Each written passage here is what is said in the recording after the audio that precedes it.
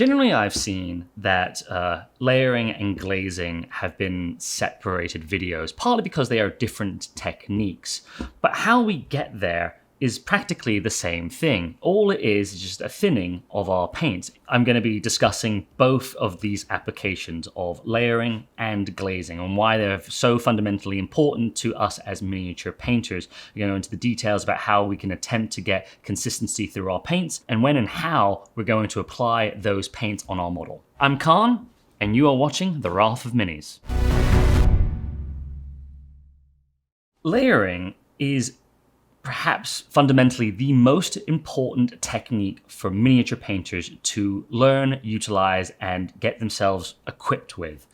It is something that you're going to be doing all the time. Layering is just as simple as it sounds, is applying a layer of paint or a film of paint on top of a surface. And as we continue to do that with multiple subsequent layers, we are effectively creating layers of paint on top of each other. So the reason why we layer generally is just for a couple of main reasons. Firstly, we can think of it in just doing it in a flat tone. If we start with a primed color, whatever it happens to be, black or white, or even a color of your choice, us applying layers on top of that will inevitably change the tone. Now, we might need to apply multiple layers on it just so that we create the right level of opacity of the paint that we're utilizing. Even if we just wanted to get a straight color, we may be having to apply multiple layers of the same color to get it. We also do, in regards to painting layers, is building up volumetric light, or the sense of volumes upon objects. So we build from the sense of dark to light, and in the process building multiple layers, giving us a natural gradient. And this is something that we need to take into account if we are looking for the sense of where light placement would be, because there is a natural gradient within light and shadow. And so we need to apply that, and the easy way for us to do that is through layering.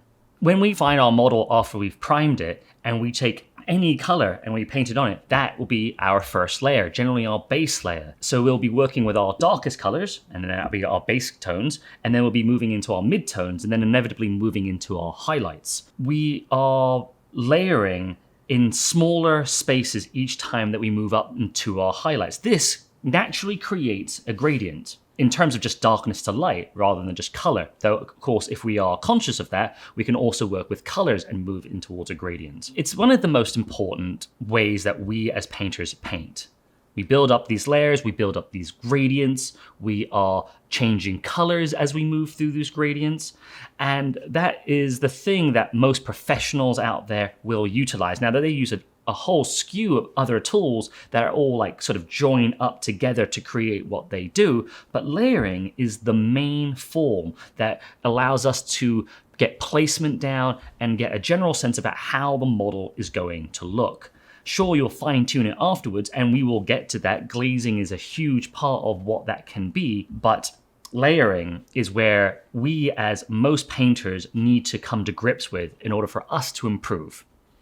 So if you're just starting out as painting, you're looking to sort of thin your paints appropriately, all we need to do is add water to the mix. And so you'll take your paintbrush, you add a little bit of water to the brush itself, and then mix it into the color that you're working with. Consistency of our paint is key. Firstly, we really want to be utilizing a wet palette. It's the thing that allows us more and additional time to work with and allows us to apply water to that mix and allows us to have a stable environment for it that gives us plenty of ample amount of time to work with it. Thinning your paint down is an aspect that I wish I could say that there was a hard and fast rule. There just sadly is not. And the reason why this is the case is because different paints or different companies that make acrylic paint work with different levels of body or different amounts of viscosity. Going out there and trying different paints is great and fun and a wonderful place to explore, but you actually need to get to grips with the paint that you've got so you can learn the ratio that you're looking for. If you go not enough water,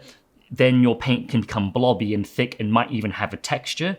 And if you go too thin, well, it can become that it's too transparent and it works more like a glaze, and you'll be at it forever if you try to work in glazes only. Sort of as a rule of thumb, this is a little tricky because obviously it depends on the paints that you're utilizing. I would kind of say that we are looking for a skim milk consistency. That's what we're kind of hunting for. If you ever heard of Duncan Rhodes, he has an expression, he did a lot of videos for Games Workshop, which was 2 thin coats.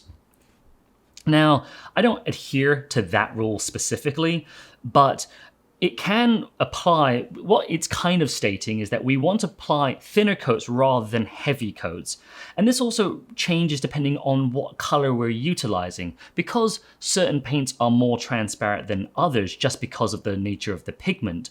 We might have to apply more coats to create an even coverage. Especially when you're starting out painting, it's difficult to know what colors to utilize. And obviously that comes through practice. And sadly, there's no absolute way I can just give you that information and put it into your head, though that would be cool. That would be the Matrix, wouldn't it? But what I can say is the pros, firstly, generally avoid straight black and straight white. If they do utilize those colors, it's extraordinarily sparingly. White is really only ever done on the absolute highest highlights that are out there. And that will normally be sort of in the territories of like non-metallic metals, or in places where we are looking to create the brightest spot, but almost will never be used otherwise. Everything else sits in the spectrum of all the other colors that we're working with. Now, firstly, you got to understand that there's just a bunch of different colors out there, and that black and white are desaturated. They will desaturate your colors if you mix them in. So this is an important thing to think about. If you like really powerful, strong, vibrant colors, you may want to stay away from white and black for a while, because if you add them in, you will desaturate the color that you're utilizing. So as we build up layers to, say, a volumetric style, or just as we are trying to create a gradient, you can either work with different colors. So for instance, let's think about red. Red, you could add white, but if you add white, it turns pink. If you take red and you add yellow, you're going to get orange. And orange will actually seem brighter than red. So if you apply orange on top of red, it will seem the orange will seem brighter than the rest of it. If we add white, it gets pink. And if we add too much white, it becomes like a rose white kind of color. That is a desaturated look. So partly about how or what you want your model to look like is important to think about these two things. You've got color and their saturation level, and then desaturating when you utilize black and when you utilize white. When we come the other way around and we think about shadows, for instance, we think, oh, black is shadow. And this is probably where the pros also won't utilize black. They will use a dark blue. They will use a dark purple. They might even use a dark green to create that effect in some way of giving the appearance of what shadow is looking like. Black and white are extraordinarily important colors in our mixes because it gives us control. But when we're shifting all these other layers together, we have to contemplate about what they're doing, about the desaturation effect and how much saturation we're looking for with the colors. And so everyone's different style, have a different appeal to different things, and you will pick out what you like as you go along. I can't stress how important layering is to miniature painters out there. Us needing to get our paint consistently is of the utmost importance to us. Nothing beats just straight, pure practice. But if you have some sense in your mind as you're doing it, that knowledge can help you pick the colors you're going to utilize. That's one of the things about this. It's like when we're starting out, we don't even know which direction to go in. I hope just that sense of what I've tried to give you, that brief little overview of layering and what you can do with black and white and those colors is helpful to you in determining how to progress your painting. Let's get to glazing. Generally, when you glaze, you'll do it later on when your model is near completion. It's kind of like a blend, bring it all together kind of technique rather than getting it to the point of where it's looking like reasonable or very good. So layering is where we get from start after the priming phase, getting us to like 95% of what we're thinking it's gonna look like. And then glazing kind of becomes that last bit that polishes things off and really adds an additional dimension to our model. Glazing at its most basic concept is a filter. Just changing the hue, the tone, the temperature of a color. Because glazing is mostly water with a little bit of pigment, we can see all the underlying detail of what a glaze covers up. So a glaze is a great way of shifting the color. But why utilize glazing? Firstly, glazing is a great way of blending. It can, because it's not completely transparent, it does cover up stuff. And if you, depending on how many layers you apply, you can cover up maybe unsightly layers so that you can get a smoother transition between things. Lots of people love blending or want it to be buttery smooth blends. Glazing can absolutely help you get there. It's time consuming, but you can do it. But also, glazing can be utilized to add nuance to a model. Adding nuance is a intermediate advanced kind of concept where a material or texture or thing has additional colors to it rather than it just being straight one color.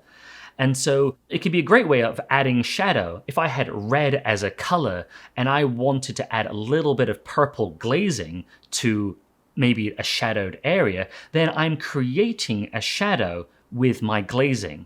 And that could be a nice way of changing the dimension of the model in how one perceives it. So how do we create glazes? Well, glazes is just paint and us adding a certain amount of water. Now we could add a medium. Occasionally I utilize a acrylic retarder. You could use a thinning agent. There's a variety of different things like that, but water will absolutely do the trick. We need to be very careful about how much paint or how much pigment we are working with in regards to the amount of water. Thinning it out on your wet palette is a great way of seeing how much there is when you're looking at it, because obviously you've got a white surface, you can see how much, how translucent it's going to be. The consistency we're hunting for is going to be mostly water, very little paint with most amount of water, rather in comparison to layers where we're looking for a more skim milk-like consistency. So they're very different, even though the way we get there is very much the same just by adding additional water to our mix. Once you've done that, take your paintbrush, remove most of the paint, and then I would say add it to a place that is more hidden from view than other places, partly just so you can see the change that's happening in a place that just will be less present or less like immediate, so that you can work in a place in the small area and then build up to it as you get more and more comfortable with glazing, shifting it out to places that are going to be more prominent on the model. Besides getting your consistency of mostly water with a little bit of paint, I would recommend utilizing colors that are on the high saturation level first. If I'm painting over white, a glaze will be very apparent because it's a white, and then it will be whatever color I apply on top of it in a very thin film. But if I apply it over black, for instance, which hopefully we're not really working with, it will be very difficult to see. If we're working on black, glazing has less impact. I would like to start that glazing is not a wash. And a wash tends to be something that you might apply over all of your model. And generally a wash is designed to get into the recesses so it creates definition throughout your model. A glazing is not going to be that. A glazing is really changing the temperature or color from one thing to another. And how much, how little to apply is a tricky subject because partly it depends on what you're looking to do. And I can't tell you what you're looking to do because I can't read your mind.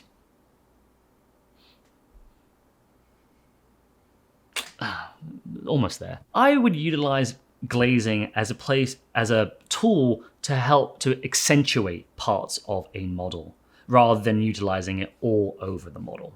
Again, glazing is an important technique. Changing colors, nuances to things, helping create shadows, helping to create different colors and environments is all part of what glazing can do to your miniature.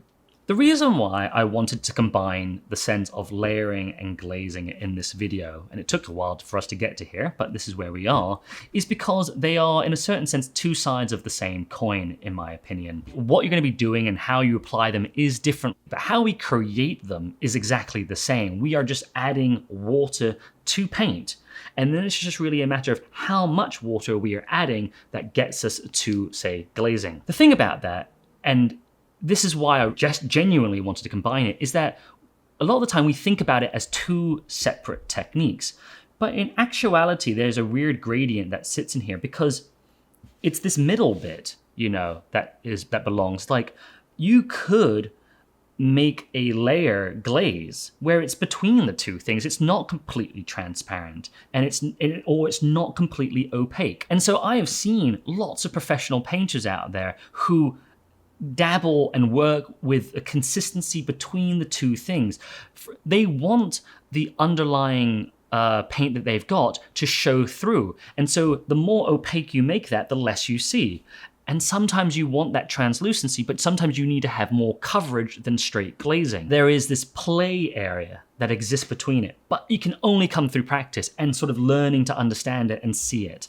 But I really wanted to make sure that you were aware of it, because I feel like it's an overlooked topic or an overlooked thing that's so important to painters and their understanding about how and when to utilize these techniques. Layering is essential. You can't do it without layering. But you can get away without glazing. Glazing is the thing that you do with that last percent, that last bit that kind of like helps make your model extra special. And it's a wonderful thing to practice and get better at. But everything really initially sits in the layering area. And that's the place that when you're starting out, that's the area that you most need to concentrate on so you can take your painting to the very next level. And if you feel comfortable in your layering situation, then shift it into glazing. Just practice it on any model. Give it a little test. You know, it's wonderful on skin. It's a more straightforward thing. A lot of people think like, oh, we can add a little blush to an area and we want the original tone to sit. But it can absolutely work in many other places. And even if you've got an army, you can just test some color shifts in other places just to see if it's about what you can do and the kind of scene that you can create with it. I really hope that helped or gave you a sense about, at least in terms of thinking about what you need to do or how to approach your painting, and that how closely related layering and glazing are, even though they are two different techniques in which you will utilize them quite differently.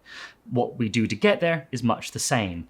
Obviously, painting is a journey and every little bit can help, but part of it, before even being able to apply ourselves to painting a model, there is some conceptual things we need to get a hold of first to help us direct ourselves when we do actually apply that paint to that model.